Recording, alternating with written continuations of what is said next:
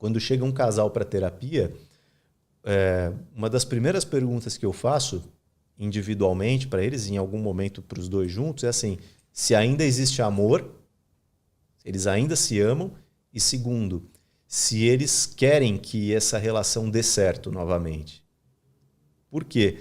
Se a resposta é não para essas duas perguntas, é muito melhor você trabalhar com essas pessoas, então, o fim dessa relação, ok, então tá bom, vamos encerrar essa relação de uma forma equilibrada, saudável, do que você forçar querer trabalhar. Exatamente. Entendo. Agora, quando a pessoa fala assim, não, eu ainda amo, eu ainda tenho um sentimento forte pelo meu marido, pela minha esposa, eu ainda acredito na nossa família. Aí você consegue trabalhar isso, né? Entre outras coisas. Tá, e o que juntou vocês no primeiro momento? Aí você vai tentando ajudar a pessoa a se reconectar com o que fazia, em algum momento, fez com que aquela união tivesse sentido. E se o trabalho é bem sucedido, os casais têm uma evolução muito grande, assim, né? Eles conseguem, de fato, mudar romper com um ciclo de destruição da relação e começar a construir um novo ciclo de crescimento. Isso vale para tudo. Carreira, relacionamento, para as nossas questões particulares, vale. Cara, sempre. Mas então me vem uma dúvida na minha cabeça de como identificar algo que realmente deve simplesmente acabar, por exemplo. Então, um exemplo que acontece na minha carreira. Eu consigo, se eu quiser, eu consigo dar sentido a um projeto específico. Sim. Mas como identificar, às vezes realmente precisa deixar de lado isso e ir para frente? Eu acho que tem vários fatores. Um deles é o questionamento constante de por que eu estou fazendo isso. Porque se eu me pergunto por que eu estou fazendo isso, e eu encontro a resposta e, beleza, é por isso, lembrei, é isso, e sigo em frente, é uma coisa. Se eu me questiono, não sei, era por isso? Acho que não. Aí, mas agora não é mais. Aí, no outro dia, eu, de novo. Começa a se tornar uma constante, entendeu? O meu questionamento é um sinal de alerta, porque realmente talvez isso aqui esgotou. Eu extraí todo o sentido que eu poderia disso e eu estou procurando coisas novas. Segundo, o impacto que isso começa a ter na minha saúde. Isso acho que é um indicador interessantíssimo. Observar isso aqui está me fazendo bem ou mal? E lidar com isso daqui, como isso está impactando minha vida de uma maneira geral. Porque às vezes a gente está lá, de fato, dando murro em ponta de faca, entendeu? Direcionando energia para algo que já foi. Algo que, no meu caso, é algo que realmente teve um sentido, teve um porquê existir. Esse sentido se concretizou, que no caso é ter esse programa. E esse outro lado, tipo, eu não vejo mais o porquê tê-lo. Já Sim. que ele teve o seu papel e completou. Hoje Sim. em dia, sei lá, no caso de empresa, ele me traz muito gasto, sabe? Me traz uma preocupação. Sim. Talvez eu não gostaria de ter. E acho que é importante a gente ter a clareza pra gente de que tá tudo certo, entendeu? A liberdade pra gente testar novos caminhos. Porque aí volta um dos conceitos centrais, que ele vai dizer que é a transitoriedade da vida, né? Todos nós temos que nos deparar com ela. A vida, de fato, é curta. Então, a gente deve procurar preenchê-la de coisas repletas de significado para a gente. Por quê? Uma coisa que ele diz é assim, ele cita a frase de um sábio judeu chamado... Nossa, agora me fugiu o nome, daqui a pouco eu lembro. Tranquilo. Mas ele cita bastante, Hillel. Ele cita bastante a frase desse sábio judeu chamado Hillel, na qual ele diz o seguinte: se não eu, então quem? Se não agora, quando? E se eu fizer somente por mim mesmo, quem serei eu? O que isso quer dizer? Ele diz, se não agora, quando? Significa que certas oportunidades a vida coloca diante da gente agora. Agora é a hora de fazer isso, não é depois. Então é abraçar as oportunidades que a vida coloca. Se não eu, então quem? Porque certas coisas só a gente pode fazer. Isso aqui é a minha tarefa. Isso aqui eu posso fazer. Isso aqui é algo que que eu tenho capacidade ou algo que eu percebi. Então é isso que eu vou fazer. Somente eu posso fazer isso. Ninguém pode fazer por mim.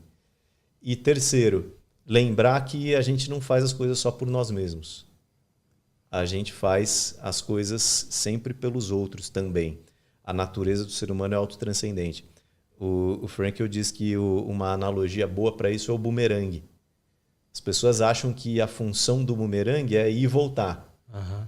Mas ele diz, não, o bumerangue é um instrumento de caça. Ele é feito para acertar a presa. Ele só volta quando ele errou o alvo dele. Daí ele volta. Mas quando ele acerta o alvo, ele não volta. E ele vai dizer assim ao ser humano. Ele só se volta para si mesmo o tempo todo quando ele está errando o alvo. Quando ele se esquece que ser humano significa transcender na direção de alguém. Encontrar-se com alguém, fazer algo por alguém. E não somente por si mesmo. Lógico, isso não exclui o autocuidado. Né? O indivíduo parte de si mesmo e se direciona ao outro e depois volta para si mesmo. Mas não orbita ao redor de si mesmo. E então, nem somente pelo outro, né? Só pelo outro. E uma outra coisa, e nem só pelo outro também, lógico, porque tem outras coisas, outras causas, outras motivações, outras obras a serem feitas, e algumas delas que nem envolvem uma outra pessoa propriamente dita. E uma coisa, um conceito muito interessante que ele vai trazer é uma leitura sobre o conceito de felicidade. Então ele diz assim, as pessoas estão buscando ser felizes. Ele diz, só que essa busca por ser feliz deixa a pessoa mais infeliz. Ela alimenta a ideia de que ela tem que ser feliz, ela tem que ser bem-sucedida, tudo tem que dar certo na vida dela. E quando isso não acontece, além dela estar infeliz, ela se sente culpada por estar infeliz. Ela fala, não podia estar me sentindo assim. Né? Onde já se viu. É essa cultura, né? Que às vezes a gente vê de que basta você pensar positivamente, correr atrás, que tudo vai dar certo. Porque na prática não é assim. Os reveses estão aí. O sofrimento, a culpa e a morte estão aí o tempo todo na vida da gente. E não dá para fugir dessas coisas. Então, o que ele vai dizer? Ao invés de buscar a felicidade, a gente tem que buscar razões para ser feliz. A gente tem que buscar viver uma vida com sentido. Porque a partir do momento que eu começo a preencher dentro de todas as categorias de valores, dos valores criativos, dos valores de experiência e dos valores de atitude, eu começo a investir nisso na minha vida, a felicidade é a consequência natural.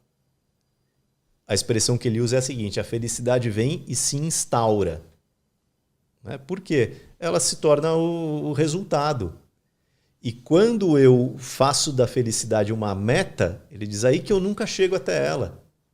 Ele vai chamar isso de princípio autoanulativo. Quanto mais eu coloco a felicidade como uma meta, o sucesso como uma meta, mais eu vou ficar distante deles, porque eu vou começar a ter uma corrida neurótica e ansiosa atrás deles. É igual botar um número em dinheiro de meta. Tipo, eu quero ter 1 milhão na conta e não ter o que vai te fazer ter isso. Uhum. Exatamente. O indivíduo que foca isso, eu quero ter 1 milhão, não vai ter nunca. Ele tem que pensar, bom, então tem 2 formas. Né? Os gurus de finanças dizem, tem 2 formas de você chegar nisso. Uma delas é você gastar menos e outra é você ganhar mais. O cara, legal. Beleza, então o que eu posso fazer para ganhar mais? O que eu posso fazer para ganhar menos? Aí ele vai focar, não, vou fazer uma planilha aqui, vou cortar esse gasto, vou cortar esse outro. Vou vender esse negocinho aqui na internet, porque isso aqui... Aí ele está fazendo coisas concretas. Se ele tiver disciplina nisso, uma hora ele vai chegar numa estabilidade, numa condição melhor. Mas se ele ficar só, não, preciso ter, ele só vai se frustrar. Ele fala, nossa, guardei 100 aqui, 200 ali, isso não é nada. Mas porque é mais do que isso, entendeu? É o movimento que está acontecendo. Como qualquer coisa, como a carreira nos esportes, a carreira artística. Não adianta o indivíduo chegar e falar assim, simplesmente botar uma meta, vou ser o melhor do mundo. Ter uma medalha de ouro, por exemplo. Não adianta. E os caras que são, você vê que eles têm isso, eles têm esse desejo, às vezes muito precocemente, mas não é isso que é o principal é o dia a dia. O que ele faz para chegar lá? Então ele vai lá, sei lá, acho que um dos maiores exemplos é o Cristiano Ronaldo, se você for olhar. Né? O que ele faz até hoje? É um cara que não bebe, um cara que não sai, só fica com a família, come saudável, dorme cedo e treina. Por quê? Ele entende que esse é o caminho para ele chegar onde ele quer e não ficar pensando, vou ser o melhor. Isso acompanha, né? O pensamento, o desejo, mas o que faz com que ele seja melhor não é ele ter vontade de ser o melhor, é ele fazer coisas o tempo todo, né, que vão colocar ele naquela condição. E ainda que ele não fosse o melhor do mundo, um dos melhores, ele com certeza seria muito melhor do que ele seria caso não fizesse essas coisas. Ele se torna muito melhor do que ele seria.